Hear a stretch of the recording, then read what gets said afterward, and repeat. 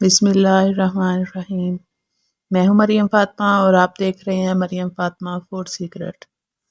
میری آج کی ریسپی ان ماؤں کے لیے ہے جن کے بچے انڈا نہیں کھاتے، تو مائیں پریشان ہے کہ ہمارے بچے کسی نہ کسی طریقے سے انڈا کھائیں۔ تو آپ اگر اس طریقے سے انڈا بنائیں گے تو آپ کے بچے بہت شوق سے کھائیں گے۔ آپ کسی بھی شیپ میں بنا کے دے سکتے ہیں، چھوٹے چھوٹے بائٹ کر کے بچوں کو کھلا سکتے ہیں۔ تو چلیے سٹارٹ کرتے ہیں۔ 2 درمیانے سائز کے آلو لیں، ان کو چھیل کے ابال لیں۔ جب اچھی طرح سے ابل جائیں تو ان کو تھوڑا سا ٹھنڈا ہونے دیں۔ ٹھنڈا ہونے پہ ان کو اچھی طرح سے میش کر لیں۔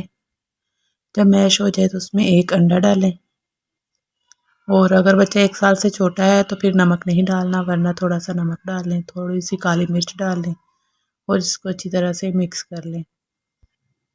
پھر لیا ہے جی ایک پین، اس میں ڈالے 2 چمچ آئل کے، ہلکا سا گرم ہونے دیا اور پھر اس میں ڈال دیا بیٹر۔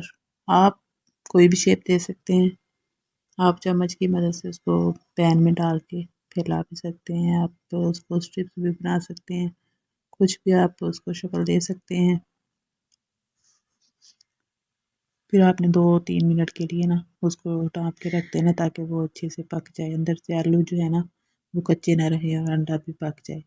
اس کی سائڈ چینج کر دیں، سائڈ چینج کر کے پھر آپ نے اس کو تھوڑا سا پکانا ہے۔